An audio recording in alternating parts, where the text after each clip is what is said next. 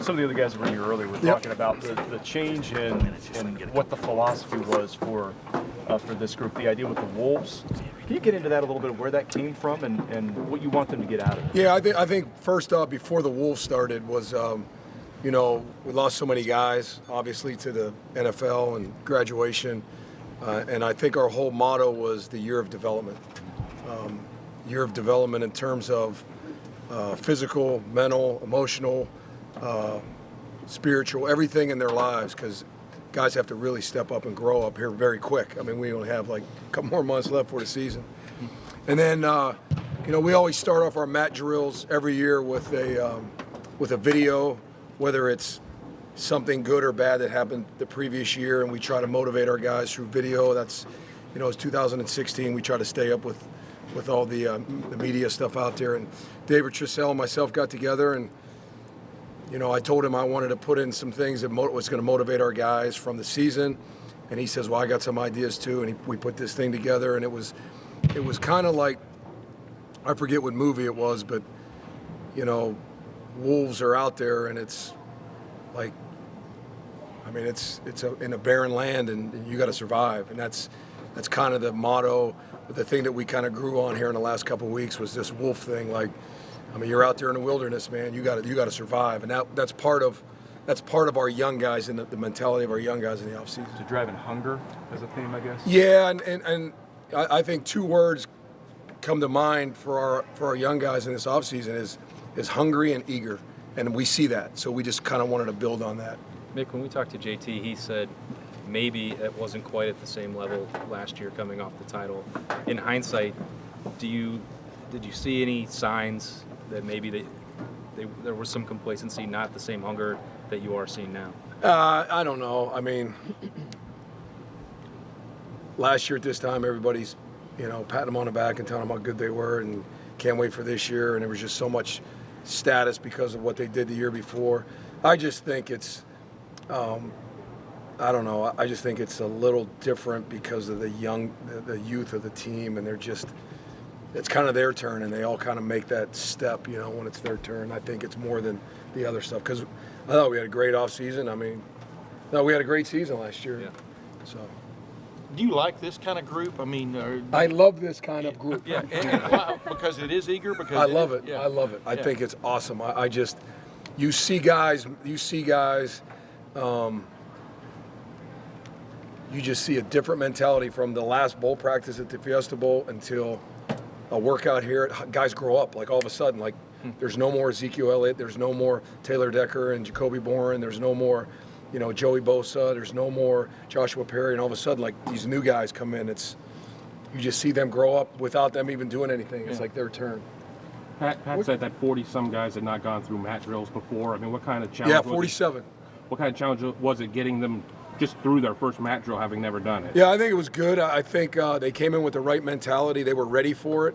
I think the older guys did a good job, and a lot of the tweeters or Twitter people out there, like Darren Lee and Zeke, I read that stuff. They're good luck in mat drills and all that. So the kids were ready for it, those young kids. The problem was the next day. It was another hard day, and they weren't ready for it, so we had some issues. But that's part of the growing process. You have a lot of guys coming off of injuries. Can you talk about some of those guys like Noah Brown, Corey Smith, how they're coming along? Yeah, they're coming along great. It just takes time, and they're doing a great job. They're getting back in it. I think everybody's going to be running here very shortly. A lot of them are doing the running in the altar G and in the water. So they're progressing nicely. It's good. Speaking of Twitter, we hear a lot about the St. Valentine's Day massacre you put these guys through. What it's does St. that entail? Valentine's Day. St. Valentine's Day workout. That's what it's called. That's Friday, so we'll see. It's all love. Love. Little hearts and little candies and stuff. Going back to the injury thing, you have a lot of personal care, I'm assuming, that you have to have with guys like Johnny Dixon and stuff who have very different injuries. At the same time, trying to get the entire team together, but there are probably personalized aspects to each one. How is it for you to organize how to do everything individually with guys who need special needs? That's a great question. What we did was, during the bowl practice and during the Fiesta Bowl, we kind of got together with the sports medicine team and my team and the strength conditioning. We try to piece it together so when this thing started, we were ready. And we put guys like Johnny Dixon, Marshawn Lattimore, guys that have had some little nagging things, we put them on a little bit more extensive lower body program to try to catch them up. And, what is it? I don't even know what the date is. February 17th, they've done a great job of catching their bodies up to those things, so they're progressing nice too. Hey, Mick, can use this as an opportunity to talk about how you guys assign a trainer to each group and a strength coach to each group, so there's consistency in the reporting, and these guys always know. Yep. We don't do a whole lot of what Jerry's talking about until spring ball starts. With each position unit has a person. We call them a performance liaison. So it might be one of the assistant athletic trainers. It might be one of the assistant strength coaches that have, like for example, Phil Matus will have the D-line, and he'll be with the D-line when spring ball starts. Right now in training, it's a little bit different. We've categorized guys into 3 different training groups. A blue group, obviously, red, gold. Gold being the elite. Red being the middle guy, the middle part, and then the blue, obviously, the lower guys that really need to step up. So a strength coach may take a blue group, a red group, a gold group, or whatever, and then the athletic trainers all have guys like, Sean Barnhouse has, Marshawn Lattimore is one of his guys that he's consistently working with. So, and then Adam Stewart is working with so many guys. So it's a pretty big, comprehensive setup that we had to work through. You think the players buy into the Wolf? They talked about it a lot. Yeah, I think they do. We weren't sure just because this was only last week we put this video on, and all of a sudden, man, they're like, wow, this thing really hit a nerve. It hit a nerve with the head coach too, because he was jacked up. He don't like to watch some of those movies because there's a lot of things that might have happened the previous year that were not very pleasant, and but he was fired up, and I think it's just something that we're going to run with. The video was what? I'm sorry. What was it of? It was some movie clips of some wolf movie and some wilderness thing and video. Frozen? Frozen? No, it wasn't Frozen. It was just one of those survival movies with some clips and music and just, some clips of last year, good things, bad things, just to kind of trigger something. And I think kids nowadays, they need to see that visual. I mean, they communicate through music and video, and so. Coming to a YouTube near you? I'm sorry? Is it going to be on YouTube? I doubt it. You're with these guys more than anybody. You're in charge of this. Describe how you feel in terms of their progress, knowing what progress has to be made. I think we are definitely making strides. I think we're progressing day to day. Some guys, it's minute to minute, 10 minutes to every 10 minutes. I mean, it's just you're trying to find positive things. We evaluate them all the time based on attitude and effort and demeanor and leadership and mental toughness. And are they, getting to their body weight? Are they getting to their body fat? Are they getting strong? Are they getting fast? I mean, all the things that we do every day, we're evaluating those things just to give them instant and continual communication throughout that week. And we're already into week 5. We got 2 more weeks to go after this week. So they know where they stand at the end of each week. They know where they stand at the end of each day. We do a thing out here when we run. If you don't run through a line, we call it a loaf. If you don't go hard, you knock a cone down, we call it a loaf. So we put a lot of, I don't want to say pressure, but we put a lot of pressure on them to do things right and go hard and learn what our program 4 to 6, A to B, all the things that Coach Meyer talks about. We try to do that in the offseason. And if they don't do it, there's got to be consequence. So when there's consequence, they'll do what we call Buckeye makers, which is an up-down. If you had 10 loaves, you got 10 up-downs, and we do it as a unit. So you get that unit integrity, that unit cohesion. You get, I try to give them an analogy of when you buy a puppy and a puppy pees on your couch, you got to, make sure it knows that's wrong and take them outside and immediately give them the feedback. And we try to do that so they know. We post it all up, and we do the things that we've been doing here since we got here. Who is somebody that's caught your Yeah, name some of the guys who really made you go. Stepped wow. up. Yeah. God, I hate giving names because I always forget guys. I love our seniors. There's not many of them, but I love them. I love those, the Fadas and the Burgers, and Briante Dunn is having a great offseason. God, who am I forgetting? We don't have many seniors. Pat Elfline and Billy Price, and he's not a senior, but he's doing a great job. A lot of the guys that have played They're on that gold level. So we're kind of, Dontre Wilson has really stepped up his leadership. He's like the big brother because all his brothers are gone, so he's the only one left. Is he healthy? He is. He's running track. We have James Clark and Dontre Wilson running track for the track team indoors, and they're doing this too. So big workload, but they asked if they want to do it, and we said fine. Just can't miss football. Those guys are really doing a great job. And then, it should have been next week when we talked because this is like a big evaluation week. So the young guys, we'll see. I don't know because we got a couple more days to go, but they're making really good progress and really growing up. I like the guys like. Again, I don't want to forget anybody. I like the guys like Demetrius Knox and Jamarco Jones and Evan Lau, those backup offensive linemen in the past. They're different.